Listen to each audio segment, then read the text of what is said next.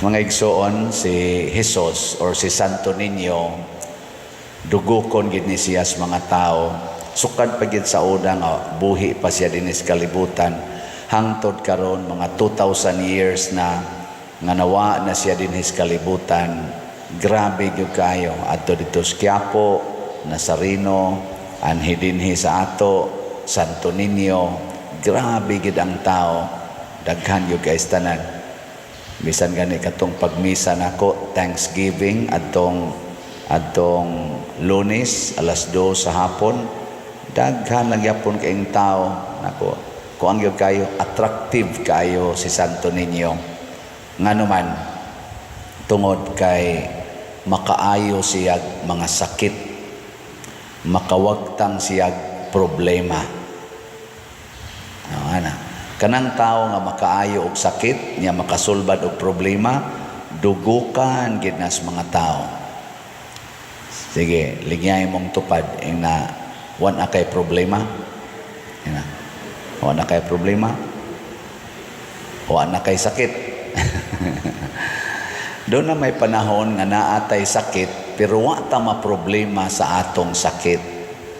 Para nako mo na pinaka-importante kana bang masakiton ka pero wa ka na problema sa imong sakit. Doon na sa mga tao nga way sakit pero daghan kay problema. Di ba? Mura ra gyapon ka nagmasakiton pero igabot ngadtong Hesus wag tang ang problema. Nganuman tungod kay si Hesus connected sa langit.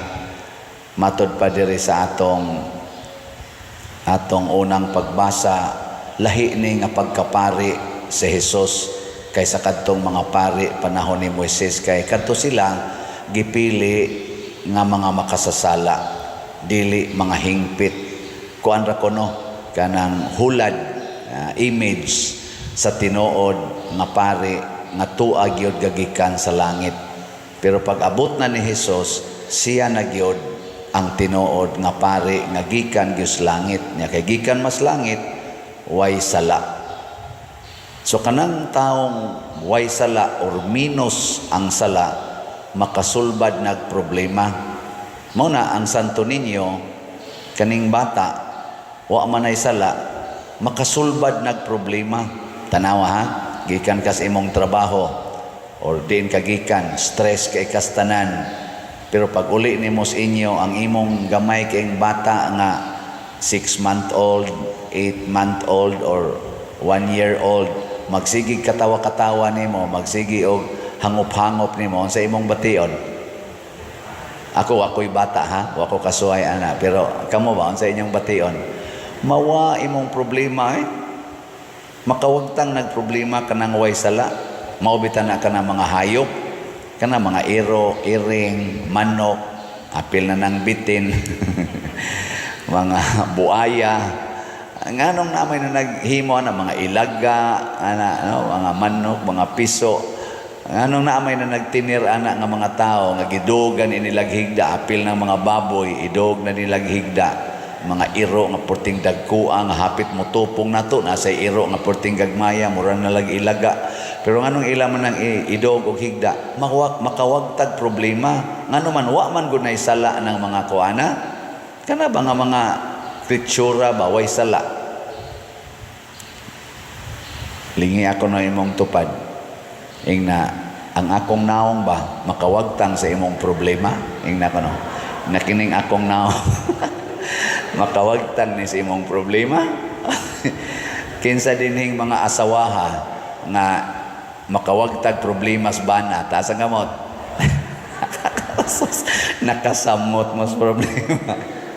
Kinsa dinhing mga banaha nga mo claim, sus pader ako kana akong asawa magdali-dali ginag-uli sa amo kay makita na siya sa akong naong mawa gid iyang problema agi kisang banaha din mo claim ana. Oy gadugang mo sa problema. Inyong tan-awan ning nagmisa makawagtag problema o makasamot? Kusga. Ay, yan kong ulo-ulohi. Kada na ko sulti o ang atong slat napaso si nanasan. Akanang namalit og slat na to makawagtag problema o dili?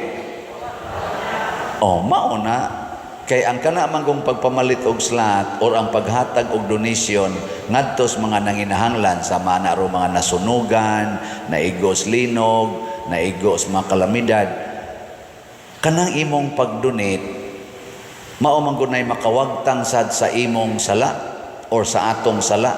Kana bang atong pagpalit og slot pananglitan makawagtang nagsala nganuman ang sala nga nawa diha kanang kadawo. Greediness is a very dangerous sin. Greed of money, greed of honor, greed of pleasure, greed of power. Pagkakuyawa aning mga klasihas greediness. Nakaron naaprubahan na ang atong national budget for 2025, 6.32 trillion. Hangtod karon og mutan-aw ta sa social media, pagkagubuta pagyud. Gubot. Wa magkasinabot ang dihas kongreso, ang naa sa senado ug ang naa sa executive department. Wa magkasinabot na ay pipila nga nireklamo nga ang gipirmahan kunos mga baycam para ma-final, ma-produce nila ang kibaw na unsa na ila mga termino na ay gaab, unsa na gab na say gagubot. Gagubot lang sila, no?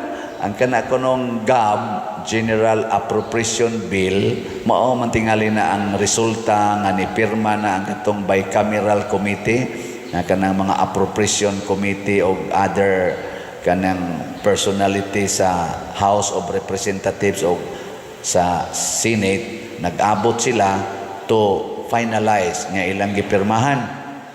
So mo na to General Appropriation Bill. Himuan dayon na og General Appropriation Act or GAA nga mao'y pirmahan sa presidente nga mahimo na siyang balaod nga final budget for this year.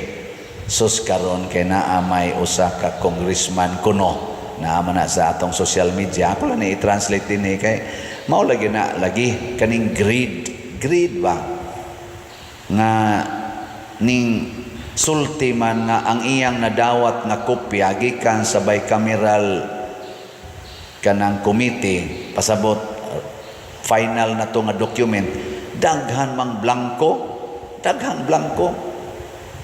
na ay budget nga gingan pero ang amount blanco. Pila to ilang gi-identify 13 kabuok murag 13 or sobras 13 nga kon tan-aw nimo kana lang usa ka buok blanco kuno lisod na kaayo na siya nga pirmahan nimo mo pirma kag blanco mura ra bag ikay CEO sa imong kompanya pirma ka og blank check unya imong gihatag sa imong treasurer bisag unsa lay amount ibutang sa treasurer ato kwaon to niya ang sobra pirma man kag blanco og maoy nahitabo nakaron pag abot dito sa GAA pirmado naman tan-aw sana na may numero ang tanan. Ang question karon kinsa may nagbutang og numero adtong mga blanco nya proven man jud kuno na nga naay blanco atong iampo no nga kini bitang ingon aning klasiha sa kaning sitwasyon gitawag ra gyud nato sa term sa accounting og lack of transparency. Kana bang transparency? Unsa man ang transparency sa Binisaya? Dayag, makita. Makita sa tanang mga mata. Dayag ba transparent? Naman sa gitawag og opik. Unsa man ang opik?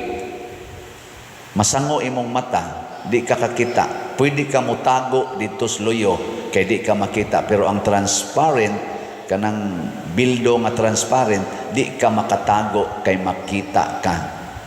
Kamong mga asawa transparent ba mo sa inyong bana?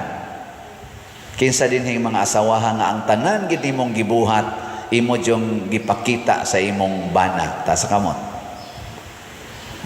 Mga buangon sad. Kinsa kamong mga bana Kinsa ninyo dinhi ang moingon, Father, wa jud ko'y gitago sa akong asawa, tanan akong gibuhat, ako ginang gipakita. Tas nga mo. Na siya. Kanabitang inikasal ninyo, inikasal kanang butangan na mos bilo og sa cord, kabantay mo na kanang magluhod mo, butangan mo og bilo og cord. Ako ginang pakapinan og explanation before ko mo proceed sa misa. Ako inon kanang inyong bilo og cord, nagpaila na nga sa mata sa Ginoo, usa na lang mo, dili na mo duha, usa na lang.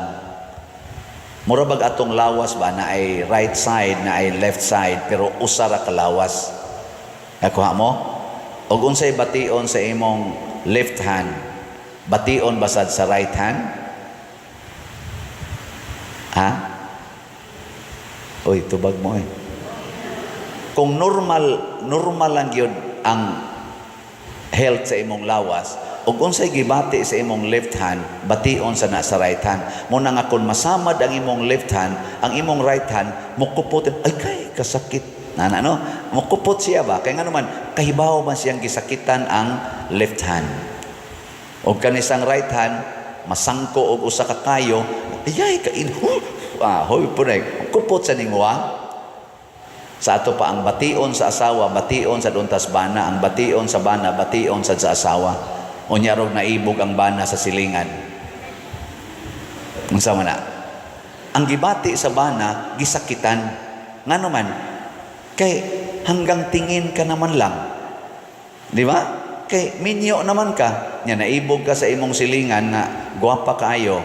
Nya magsige ra bag smile nimo. Nya mo text pagyod nga, you know, you inspired me so much every day. Ana, no? Nga iniglingi ni mo sa imong asawa, luod na kaignaw.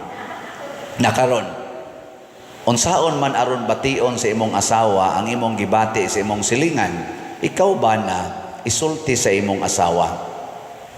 Nga ako dahil giluod na gyud ko nimo. Nya naan ako naibog sa atong silingan, palihog, tabangi ko. Kay gisakitan kay ko ani nga magtan-aw nimo nga luod nya siya nanoy lami.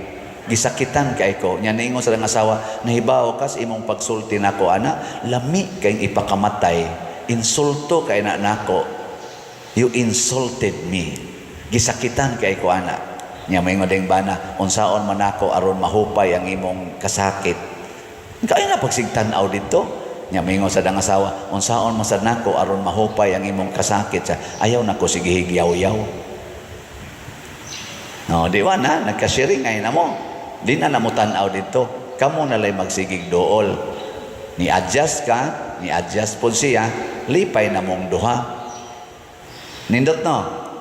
Amo sad ta ni buhaton sa atong kanini ang mga leader sa atong nasod. Gisakitan ang mga tao nganong na ay mga blangkong gipirmahan nila, nya gisakitan sad sila nganong sigihan sila giyaw-yaw sa social media.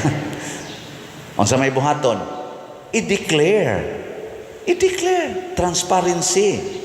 Nganong naa may blangko, kinsa may ga-fill up anang mga blangko nga duna na may gibutang nga numero pag-abot na dito sa sunod nga level. Isulti lang ba? I-discuss nga nung nahitabo ingon ana para nis kaayuhan nato. I-discuss lang. Unya di gyud makaya. Sao man. Na man gyapon tay balaod ana. Hindi gyud ikaya. Mabita na kanay mga public officials na gina sila gitawag hantod nas barangay official. I believe bisang gani kami nga ako trabahante man ko sa gobyerno sa una, dias bangko. Naagid mi anang gitawag og salin, no? Ano bang mo pirma, mo declare ka ba sa imong assets and liabilities after sa tuig man ano kada tuig? Mo ba na salin? Awa mo kasuway. Kana sila gi-require na sila for transparency sake kay para ma-check unsay imong lifestyle. Nganong sa una gamay ramang kagbalay nganong karon after 2 years nga naglingkod kas gobyerno, mansions, dili lang mansion ha, mansions naman ang imong gipuy-an. Ana. Sa una nga upa ka molingkod sa opisina barangay Di na lang kumulahos kaya di niya ko kakolekta hinunan. Ana ba? Nga sa una, wala pa ka na pari, busluton man to imong balay. Nganong karon na may swimming pool ang imong balay. Ana ba? Mura naman na og balay sa Prime Minister. Nga, diin man na nimo gikuha nga. Ang kolekta nimo sa San Vicente, gamay. Ano ba? I-declare transparency. Ang pagka-transparent nato musulbad nagproblema. Mao sa nay moayo og mga sakit og mga kasakit. Hinaut-unta ang atong pagnubina ni Santo Niño mahimo untang tuburan nga sama sa usa ka bata, transparent unta ta. Dili unta ta magpadala niining tentasyon sa pagpakasala labi na gining pagpamakak o ang pagtago sa kamatuoran. Nahilingi imong tupad, last na lang lingi. Yung na sugod karon. Yung na ba? Na sugod karon, din ako magsinina. Ako na diyong ipakita ang tanan. Ay pag sinina sa luod kay katanawon. Kuan lang ba nang di na ka mamakak. Di na ta mamakak ha? Naaba mo dihay 100? Tubag? Kusga? Palit slat? Dili. Okay, sulti lang ko ang tinanay. Dili. Ni ako'y 100, di ko ni ipalit og slat. Aron klaros Ginoo. Kay kanang naay 100, palit mo og ay ako din i-challenge ninyo first day Maros Novena. Hasta mo mga online parishioners, challenge mo palitag slot sa atong Santo Niño's Healing Gifts. 1 slot every day hangtod matapos ang novena. Ana ha? 1 slot every day. 100 na siya. Atong swayag og challenge ang atong self. Makapalit ba kog 1 slot every day hangtod matapos ang novena. Ana. Sige, testing eh. Now na to kung sa resulta inig katapos ang novena. Luspad na kay kagnaw.